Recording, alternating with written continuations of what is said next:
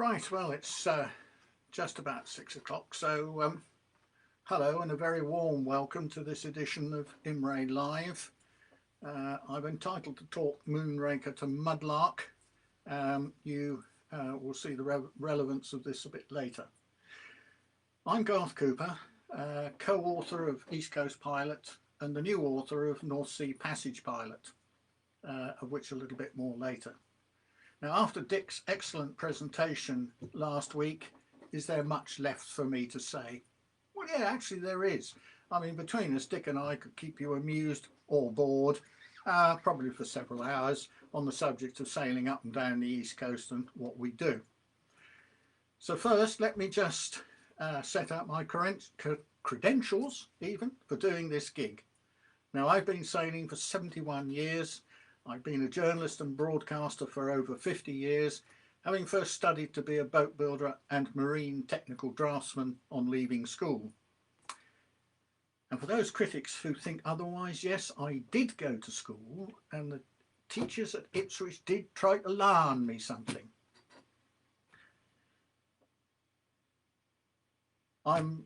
I have spent 20 years on the RYA East Committee, holding most positions and retiring as secretary about 18 months ago now.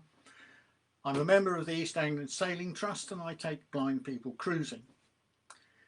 Now I have here, and I'll just hold this up, this trophy, which is quite relevant as it is awarded by the East Anglian Sailing Trust to the skipper who makes the biggest blunder on a blind cruise. Now, I got it last year for coming within less than 50 metres of running hard onto the Gunfleet sands while sailing along at 6 knots.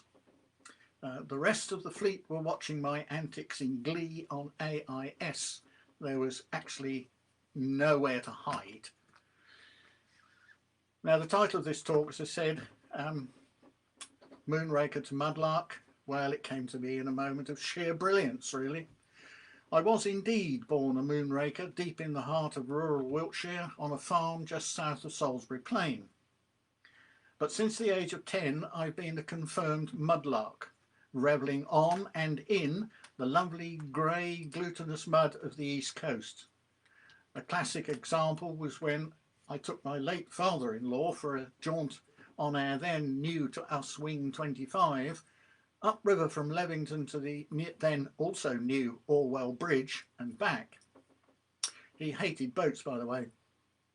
Now, coming back, we ran aground very gently on a falling tide onto the edge of the mud, about half a mile upriver of Wolverston. No panic, we dropped the sails, put the kettle on, and sat having afternoon tea while awaiting the return of the tide. That's the sort of thing we do up here on the East Coast. So why should somebody with such an apparent lack of pilotage knowledge be writing pilot books in the first place? Well, I suppose I was prepared to stick my head over the parapet, while far more qualified practitioners of the dark art have remained and stayed hidden. Now, I was lucky to work with the late Colin Jarman, the instigator of East Coast Pilot, for some 20 years before his death in 2016. Like Dick, I wrote for Sailing Today, in fact from issue 2 onwards, covering the eastern region and doing a lot of the gear test reports as well. Most of my boats seem to have holes all over them where I've screwed bits and pieces on for testing. Now, I've owned several boats over the years, but currently I've got 2. A Holman Shaker Classic called Nairi, which I'm sadly selling after 24 years of custodianship. I mean, with these old boats, you don't own them. You are looking after them for the next person to take on and look after them in turn. Now, my current, if you like, working boat is a 1973 Contest 33, which is rapidly becoming a classic in her own right, and she's in the middle at the moment of a major refit. Now, like Colin, I've sailed in different parts of the world, the Med, the Caribbean, the Baltic, and part way around Britain. Never done the complete yet, that's on the bucket list. Now, Colin and I always hankered, however, to return to our favourite patch of water, the southern east coast of England and the muddy Thames estuary. We reckoned we didn't have blood in our veins, but a slurry of North Sea water and Thames estuary mud. And there are several surgeons who can attest to that. What I want to do today is to look at the development of pilot or cruising guides over the centuries, and with particular reference to here on the East Coast. Now, whereas a chart on its own will get you quite comfortably from A to B, with a bit of knowledge of course, a pilot guide gives you a bit more background, gives you an idea of where the shortcuts can be taken, fills you in on the finer details of entering your port of destination, or indeed helping you to choose a suitable port of last resort. And sadly there aren't too many of those here on the East Coast. Lowestoft, Harwich, and probably into the Medway or Swale. Pilot books in various different forms go back over 3,000 years, and I find that's quite staggering. Now, in the modern terms, I think we have to thank the Phoenicians for the idea of having guidance notes. They were one of the greatest coastal traders in the history of the world, coasting their way round as far as Britain and Ireland, trading for our silver, copper and lead. They were the first to really map the coasts they sailed along. I should say charted, rather perhaps than mapped. I also wonder occasionally what they would have thought when they reached the Straits of Gibraltar for the first time and stared west at an apparently endless roiling sea. In fact, did one or two of them notice that the horizon wasn't quite flat? It had a bit of a curve. Now, the Romans, surprisingly, were actually quite good seamen and traders. However, they chose to march across Europe to reach us. A short trip across the Channel on a sunny day from Gaul to Kent, could see both coasts and had no need for charts or pilot books. The Vikings, on the other hand, were an altogether different race, renowned for their exploits at sea, not only invading Britain but navigating to Iceland, Greenland and Canada and down the eastern seaboard of North America long before Columbus. They drew sketches and attached notes of their landfalls, the track they took to cross the North Sea and what they found on arrival, and passed them, actually probably very often sold them, to following skippers. One could have asked, of course, how did they know Britain existed? The answer is simple and is steeped in their folklore from prehistory times, when where the North Sea now is was a land bridge to the rest of Europe. But that's another huge story in itself. So let's face it, pilot guides are in fact the road atlases of the coastal sea. Now, because this particular technology is a bit clumsy and not particularly user-friendly, I can't actually show you at this stage some slides to accompany this bit of my talk. I really wish I could. I have some super slides, courtesy of my great pal Roger Gasper, author of Crossing the Thames Estuary.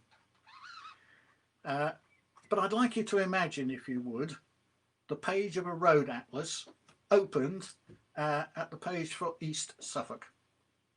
It's a spread, and you will see that on the right hand side, on the right hand page, most of it is a clear pastel blue section.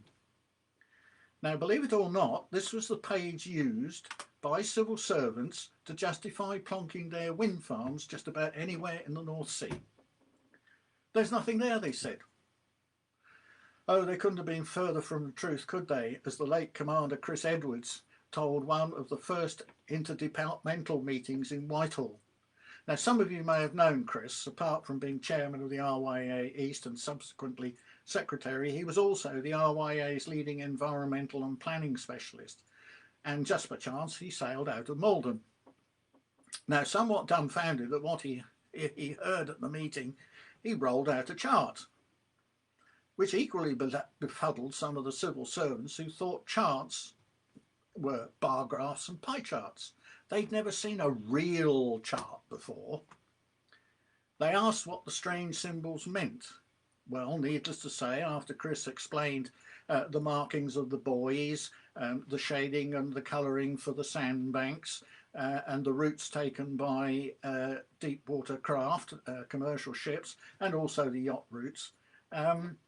He pointed out they couldn't just plonk wind farms willy-nilly. So the chairman stopped proceedings, sent them away to do proper research and call in industry specialists to help. And I think it's thanks to Chris that while we may abhor them, wind farms are generally sited in areas we wouldn't go to from choice. Now, to have a look at a little bit of, if you like, the history of the development of this coast. At the time of the Sutton Hoo burial, the River Deben wended, much as it does now, through the gentle, rolling Suffolk countryside.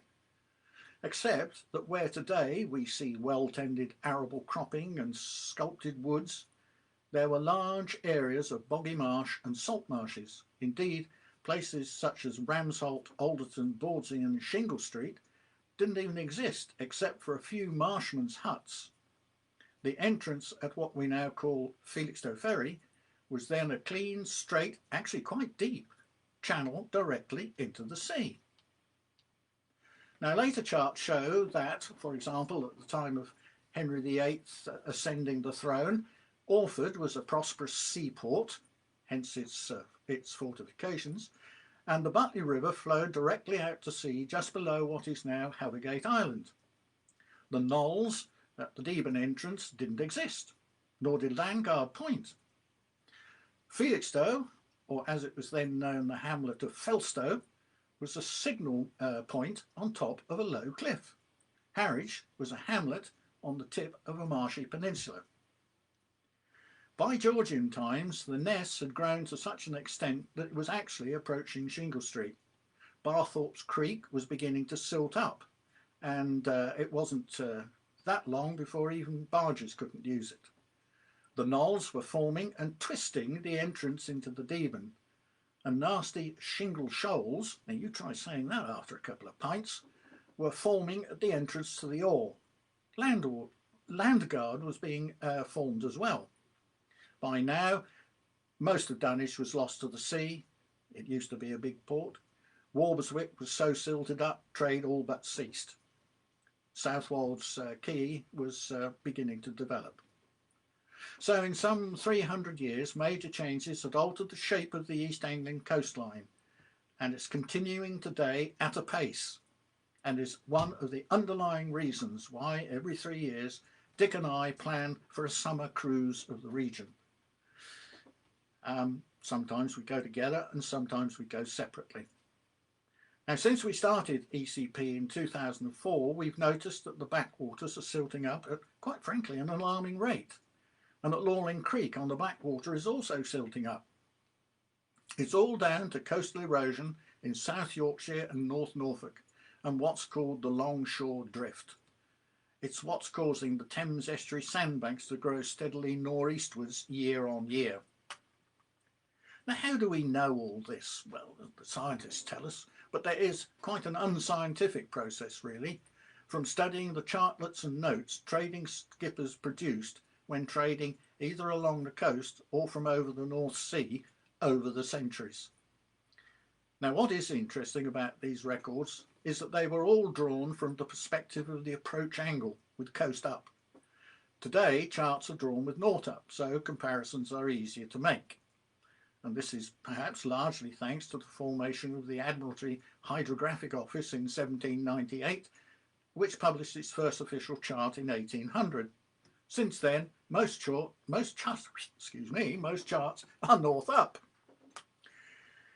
Now, it was during the Victorian period that yachting as we know it today began to evolve, and the East Coast was a leader in this development.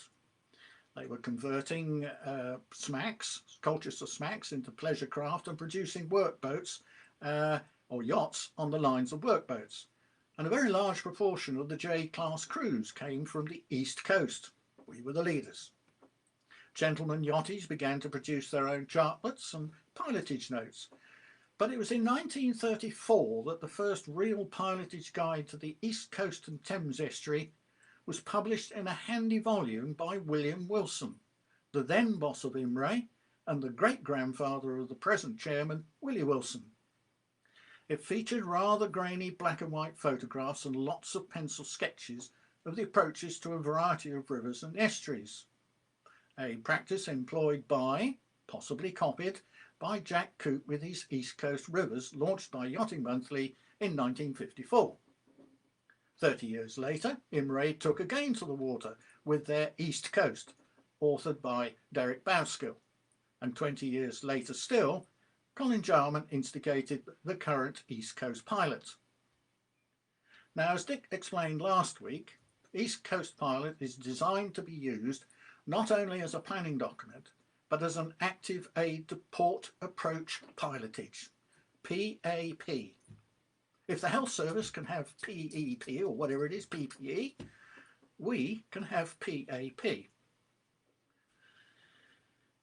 Now, one of the major innovations we introduced, right from issue 1 actually, was the rolling roads, diagrams showing the positions of buoys along your entry track, also showing directions to steer on passing each buoy and the approximate distance between each. Now, I have to say here that I think Dick was somewhat modest when he mentioned that he'd been piloting the Imray company drone. What a lot of you don't know is that Dick has flown model-powered aircraft most of his life, and frankly, he can do more with his thumbs than even most youngsters today. He took a course, and he's now embarking on a commercial drone pilot's course, and he's got his own drone now. So I'm hoping that we shall get more up-to-date pictures from the air, and that we'll have them up on the website as time goes on. Now, frankly, the aerial shots in the current issue are about the best we've ever had, thanks to this skill of his. Now, collecting and collating the frankly vast amount of data in East Coast Pilot, I mean, it contains something over 75,000 words, involves us going afloat, either together or separately, and visiting some of our favourite haunts, and meeting a lot of very nice people along the way, followed by 6 to 8 weeks of very concentrated, brain-busting writing, followed by checking and rechecking. It does, I have to admit, give added purpose to our sailing. As I did when I was a journalist out on the road, I sail with a camera and notebook and pencil handy at all times. Now, one thing I can abuse you all of is we don't make money at it. In keeping with most authors, we slave away in our garrets for a mere pittance, but it does help towards the boat maintenance costs. Now, I'd like to spend a few minutes on giving you a preview of my other project with Imray, about which I really am very excited, and that is writing the new edition of North Sea Passage Pilot. Now, I have to take my hat off to Brian Navin for his tenacity, hard work and attention to detail in previous editions. However, I took on this task with a simple aim in view: simplify and demystify, and I hope when the book comes out next spring, coronavirus allowing, that you'll agree I've done so. It's a somewhat thinner book, mainly because the chapters on the East Coast, which duplicated East Coast Pilot, have been dropped. I mean, they were terribly out of date and frankly not quite relevant to the main thrust of the book, which is passages across the North Sea. The number of courses has been reduced and they've been simplified, and the number of continental ports of entry have also been reduced. As an example, the original direct course from Harwich to Scheveningen has been dropped, as there's a wind farm or two and a massive traffic circulation zone smack in the way. So what I'm recommending is that you go to IJmuiden and have a comfortable overnight, and then take a gentle day sail down the coast to Scheveningen the next day. You'll also find that the direct route to the Rumpot is similarly blocked. I'm trying to keep it simple. Now, another feature of the book is that each route has its own chapter, much along the lines that we employ for East Coast Pilot, which we feel will make it easier to use as each route is presented complete without the need to refer to other sections to complete it. I've also introduced 2 new routes, one for the East Coast and one for the continental coast, and I've quite simply called these routes 1 and 2 respectively. Now, the East Coast route runs from Ramsgate to Great Yarmouth and reverse, with key waypoints for branching off to the Swale, Thames, Essex rivers, Suffolk rivers, and so on. The continental route runs from Calais to Den Helder, again with spurs off to the Delta, the Mars, IJmuiden and key ports. Now, on the continent, I've given directions for entry into the main ports that can be safely entered in average weather conditions. Now, remember, this is a lee shore most of the time, but this doesn't mean to say that if you wanted to enter some of these smaller, less accessible or drying ports, you shouldn't do so.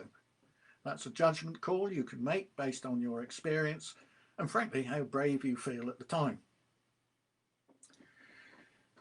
Now, I'm going to have to mention this dreaded word Brexit, of course, because it may well limit our choice of entry port anyway. We're going to keep you posted on this, but it could well be that, for example, in Holland, you would have to go to Vlissingen, IJmuiden or Den Helder, for example, to log in and be accepted into the Schengen area. And from there, with your 90 days, you can go and sail where you like. Now, Dick has agreed, or Dick and I have agreed, that we will host a North Sea Passage Pilot updating page on the East Coast Pilot website.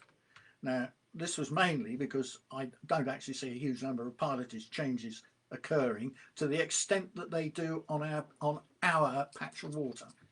And from that point of view, it wouldn't warrant a website of its own. Now, in doing the book, I've made a couple of arbitrary assumptions, setting the passage times at an average speed of 6 knots on the grounds that the majority of boats are in the mid 30-foot range and are capable, perhaps with a bit of engine power, to keep this up for most of the duration of the trip. I personally have been over in several boats that have done 6, and I used to skip a one boat and regularly we did 7.5 knots and a force 4 all the way across. Now, the thing to remember is that marine engines today are more powerful and reliable and less fuel thirsty than the relatively small units fitted in Brian's heyday. His boat was a 28-footer, was probably fitted with a 10 or 12 horse engine, and he chose his calculations on an average speed of 4.5 knots, which for the 50s was pretty good for a small cruising boat. Now, the times for each passage are therefore not arbitrary. If you sail at 5 knots, add time to the journey. But if you're lucky to have a really fast boat, you can subtract time. However, you may need to adjust your time and state of tide when leaving and reaching for the tide gates. The other assumption I've made is that most people using the book will have cruised home waters for at least a couple of seasons and are probably of coastal skipper standard and are looking to, expand their horizons. Now, what I've done, or what I've written the book to do, is to give these first timers, who may sensibly have a crew on board who've done it before, a little guidance, help on their way, and hold their hands if you like. Now, I've no doubt that some of you experienced North Sea passage makers will chide me and say that, no, they go a certain way, I've got it wrong, they go a certain way, maybe across the sands or the wrong side of one of the major marks to achieve a slightly shorter and quicker journey, or leave at a different state of tide. Well, I'll just say this, I've erred on the side of caution, and I've also drawn heavily on the expertise of my great pal Ian Jury, who, along with my other chum Tim Thomas, has been a major part of the team supporting me. Both are highly experienced seamen and navigators, and frankly, without them, I would have struggled to get the book done. And that, ladies and gentlemen, is the end of my natter to you. If anybody's got any questions, I'm here and I will answer them. Hello, Lucy. I'm glad you're here. Yes, Dick, I did go to school. I didn't have to mention it, but I did. right, let's just pin down these. Does the pilot go as far as the Wash? Henry Stephen. No, I'm sorry, Henry. The previous book did, and quite frankly, the Wash and the Norfolk coast are not by a very long way, although I have sailed up there, favourite areas of mine. And if you think that the jump from Lowestoft round to Wells next to sea, which would be your first port of call, is some 60 miles. You have a massive tide gate to crash through. Can take you 12 to 14 hours to do that, and Wells is not a port that you can enter comfortably at night. As to the Wash itself, I've only been in there twice, and there are two main channels into King's Lynn, and when you tie up at King's Lynn, double the number of ropes and fenders, because the tide absolutely rips out of there. It's like an express train going past. If that helps, I hope it does. Right. Yep, we've got, oh, you've got your other routes on that. Dick's now blushing. Well done. Right, Ian Parks, 6 knots is rather fast. Yes and no. I can't qualify that by the size and the speed of the modern yacht. I'm quite well aware that there are slower yachts, but I think 6 is a pretty good average. I would say I've been on a number of boats in the last 3 or 4 years, running backwards and forwards, and most of them are capable of doing the 6. Some, in fact, doing 7. Yes, Paul, I quite agree. 6 knots is fast, but I have to set an average sort of benchmark, and I've gone for 6.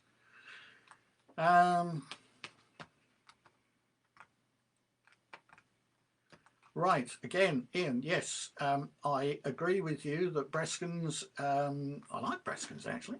Breskens could be as a point of entry into Holland. They may well do so. My feeling is that they will go for major ports, and this would bring Vlissingen in. However, once we know, and it will probably become clear after the 31st of December this year, then we'll put it up. We'll let you know as soon as we know. David Russell. Yes, there are new visitor pontoons at King's Lynn. Ring up and book well in advance, though. David Alexander Watts. Fin keel, bilge keel or lifting keel for the East Coast. Take your choice. I have a shallow draft fin keel on mine, 4'3". Dick has bilge keels on his Moody. It's your choice really. The only snag with a bilge keel is if you happen to drop into a rill, you can go over, or if you've got a lifting keel with this mucky mud and everything else, you may get it jammed, as I did a couple of times on my Deb 33 some years ago. Well, somebody at Imray, Norrie and Wilson wants to know what is my favourite port or anchorage on the East Coast. No, I'm not going to tell you. It's a secret and it's mine, and I don't want nobody else going there. So there. Right, Matthew. Ooh, Matthew. Right. Is there any worry for sailing off the East Coast across to the sheer number of planning applications for future wind farms? Nasty one. Actually, Matt, you're quite right. There are concerns. We already have changed very slightly the routing, for example, from Harris to IJmuiden because of the building of East Anglian 1 wind farm. You can either go around the south of it, which puts you very close to one of the Mars tributary routes, shipping routes. We go over the top, which is quite comfortable. However, that wind farm, of course, is only stage one of a wind farm that's going to stretch right the way up to the Dogger Bank. The only hope is that they are either going to make the commercial traffic routes through the wind farms wide enough to take the commercial traffic, plus some leeway for us chaps to sail through as well. And again, this is something that Dick and I and the rest of our chums are looking at very closely. Oh, does anybody else want to say anything? Otherwise, oh, God, all this lot. Well, I mean, Arvid Blether is saying hi from Gosport. My goodness. Hi, Tony. Hello, there's Vicky. Woohoo! Hello. I don't think that there's a lot more unless anybody else has got anything else. Here we are. Ian Parks back again. Oh dear. I'm more concerned about the MCOs and the wind farms. Right. This is another tricky one. I just wish Chris Edwards was still around to advise, because he was the real expert on this. Right. I think we need to watch this carefully. The current discussions that are going on are actually basically to try and stop us anchoring in the MCZs. I think that my personal feeling is that won't affect us because we're not a mass. I think they're more worried about the trawler fishing dragging out the bottom and just basically ruining things. I think they're going to be more affected than we will. But certainly it is something that we can watch, and indeed, if necessary, through the CA, we'll lobby for our case. David Russell, an update on when survey data will be available for the Deben and Orr. Yes, David, right. We don't know is the straight answer.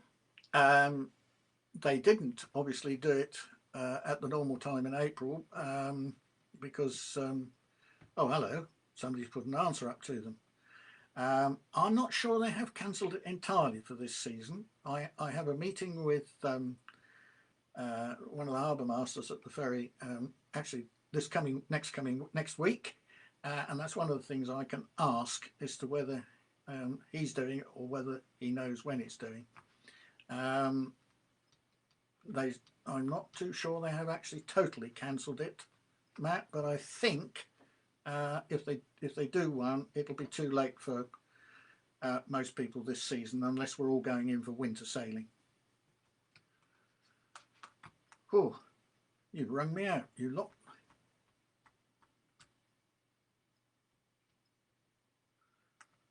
Right, well, I think that if there are no more questions, I will end this session, and I will say thank you all very much for joining me.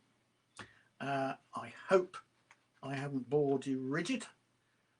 Obviously there are some questions, and if people want to pursue these things further, then contact Dick and I through our website, and we will help if we can. I think my final message to you all is stay well and stay safe. Oh, how very nice of you all. Thank you, thank you, thank you. Bye, bye-bye.